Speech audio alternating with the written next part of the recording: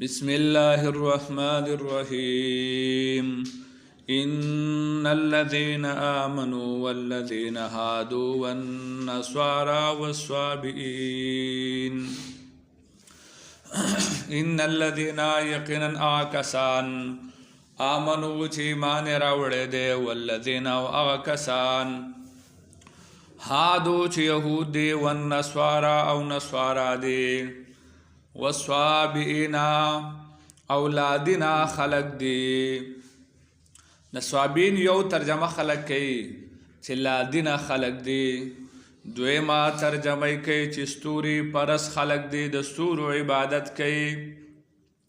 دریم قولدار چی طائفت من اهل الكتاب دا یو طائفه دا اهل کتابنا یو ڈلدا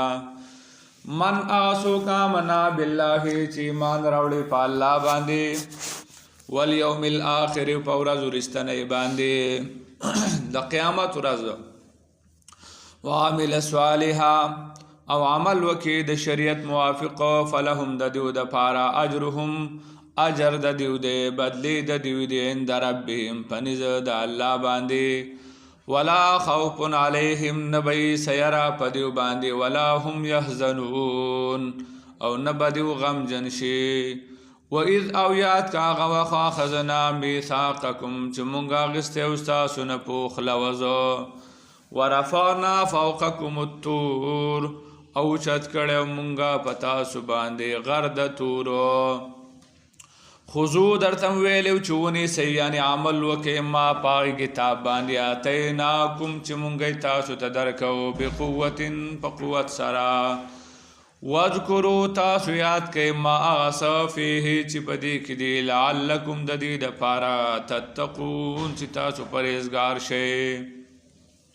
ثم بیا تولیتم تاسو مخواڑاو من بعد ذالکا پس ددینا یعنی عملم پی پری خوستو فلولا فضل اللہ کچرتنوی فضل دا اللہ یعنی توبہ چی استاسونے قبول اکڑا علیکم بتاس باندی ورحمته رحمت دا اللہ لکنتم من الخاسرین خامخاوی بتاسو دا تاوانیانونا ولقد قسم دے علمتم تاسو پیجنے الذین آکسانو اعتدو چی زیادے کو منکم ستاسونا پی السبت فورز دخالی فقلنا پسویل منگا لهم دیو تاکونو شیطاسو قردتن خاسئین شادوگان زلیلا فجعلناها نمونگا وگرزول دغا نکالن عبرتو لما بین یدیها دا پاردغ موجود خلقو وما خلفها او د پاره د ورست خلکو وما وعزتن او دا نصیحت دے للمتقین د پاره د متقیانو واذا اور آیات کا غوخو قال موسی چویل موسی علیہ السلام لقومه خپل قوم تا ان الله یقینا الله تعالی یامرکم حکم کوي تاسو ته ان تذبحوا چې تاسو ذبح کوي بقره یو غوا چرتا قالو نو ویل دی وتتخذنا اي نسیت مونگا حضوان پټوغ سرا قالا نو ویل موسی علیہ السلام اعوذ بالله زپنا غړم د الله نا ان اكونا من الجاهلين دا چې شم د جاهلانو نا دا ټوکی کول په دینی خبرو کې دا خود جاهلانو کار دی قالو نو ویل دی ادعو لنا تو غړا زمونږ د پارا ربک د خپل ربنا یبین لنا چی بیان کی منگتا ماہیا چی صد حقیقت دی غوا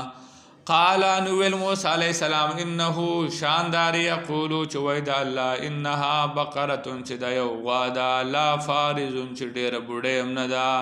ولا بکرن او ندیر زوان دا